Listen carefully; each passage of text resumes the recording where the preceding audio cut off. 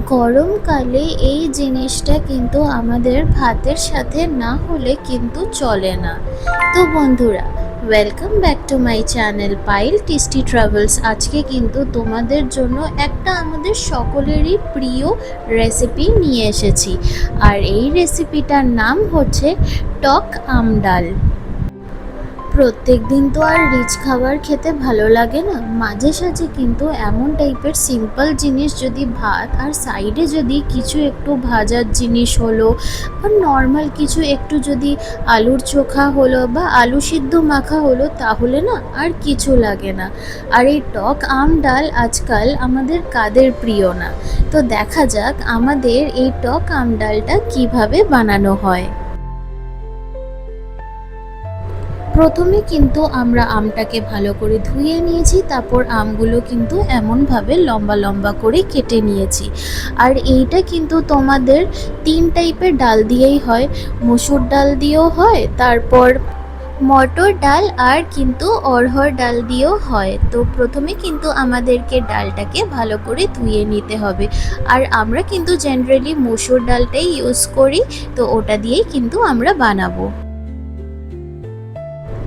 এবার ডালটা কিন্তু আমরা সিদ্ধ করতে বসাবো। তো একটা বাটির মধ্যে আমরা ডাল নিয়ে নিয়েছিলাম, ওর মধ্যে একটুখানি জল নিয়ে নিয়েছি আর লবণ দিয়ে এটাকে কিন্তু সিদ্ধ করতে আমরা বসিয়ে দিয়েছি।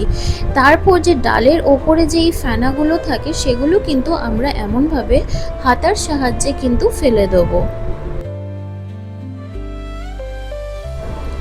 আর দেখো তো, ডালটা কিন্তু একেবারে সিদ্ধ হয়ে গেছে। এবার যে ওই ডাল ঘুটনিগুলো থাকে যেগুলো দিয়ে ওই লস্যি বলো কি এইসব বানানো হয়, সেটা দিয়ে কিন্তু আমরা একটুখানি ডালটাকে এমনভাবে করে ঘুটে নেব।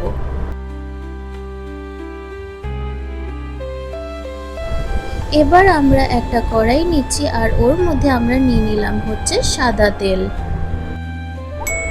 আর সাদা তেলে কিন্তু আমরা একটুখানি লবণ দিয়ে নিলাম, কারণ তোমরা তো জানোই যে সর্ষে যদি আমরা এর মধ্যে দিই তাহলে কিভাবে লাফাতে থাকে।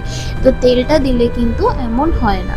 তো প্রথমে আমরা দিয়ে দিলাম হচ্ছে এর মধ্যে শুকনো লঙ্কা, তারপর এর মধ্যে আমরা সর্ষে দিয়ে দিলাম, তারপর এর মধ্যে আমরা কারি পাতাও দিয়ে দিয়েছি, তারপর একটুখানি আমরা এটাকে নাড়িয়ে চাড়িয়ে নিলাম। জেনারেলি কিন্তু এই লবণটা দেওয়া হয়েছে বলে কিন্তু এরা কিন্তু এমনভাবে নাচানাচি করেনি, না হলে তো তোমরা জানোই যে তেলের মধ্যে সর্ষা দিলে কিভাবে লাফাতে থাকে। এবার কিন্তু আমরা আমটাকে এর মধ্যে দিয়ে দেব। এবার হচ্ছে স্পাইসেস। তো এর মধ্যে আমরা দিয়ে দিলাম হচ্ছে একটুখানি হলুদ গুঁড়ো, আর কালারটা যেন সুন্দর হয় ওর জন্য কিন্তু আমরা এর মধ্যে কাশ্মীরি লঙ্কার গুঁড়ো দিয়ে দিয়েছি।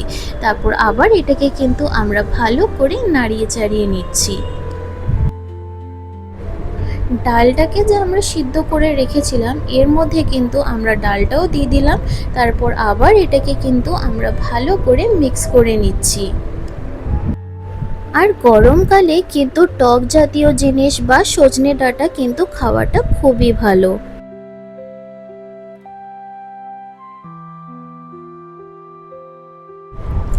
আগেই কিন্তু আমরা ডালে একটুখানি লবণ দেওয়া ছিল, তো আমরা কিন্তু টেস্ট করেই কিন্তু এর মধ্যে আমরা লবণটা অ্যাড করব।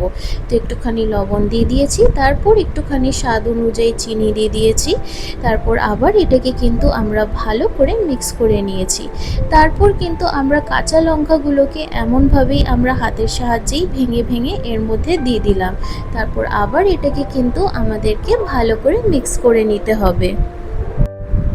আর বন্ধুরা বলছি, তোমাদের যদি এমন টাইপের দারুণ দারুণ ডিশ, মানে সিম্পল বলো কি রেস্টুরেন্ট বলো কি ইজি বলো, সব টাইপের রেসিপি যদি তোমরা পেতে চাও, যেটা বাড়িতে তোমরা ম্যাক্স টু ম্যাক্স ধরে নাও 15 থেকে 20 মিনিটের মধ্যে রেস্টুরেন্ট স্টাইল ডিশেসও পেয়ে যাচ্ছ, প্লাস কিন্তু বাড়িতে যে হোমমেড কমফর্ট ফুডগুলোও পেয়ে যাচ্ছ।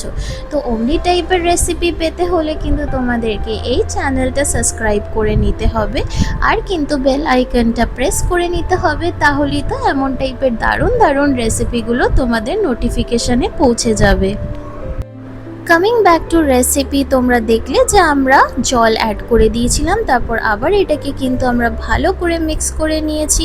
আর আমটাকেও দেখলে যে সিদ্ধ হয়ে গেছে, তার মানে আমাদের কিন্তু ডাল একেবারে ready. And if you like this recipe then please to like and subscribe my channel and press the bell icon for more such amazing recipes. একটা ইম্পর্ট্যান্ট আপডেট, তোমাদের জন্য কিন্তু আরও দারুণ দারুণ সারপ্রাইজ রেসিপিস আসতে চলেছে। আর সেই রেসিপিসগুলোর জন্য কিন্তু তোমাদেরকে চ্যানেলটা কিন্তু ফলো করতে হবে। সো স্টে টিউনড, আবার দেখা হবে তোমাদের সাথে এমনই দারুণ দারুণ রেসিপিস নিয়ে। ঠিক যেমন কমফর্ট ফুডও দেখাবো, তেমন কিন্তু তোমাদের জন্য রেস্টুরেন্ট স্টাইল ডিশেসও আনবো।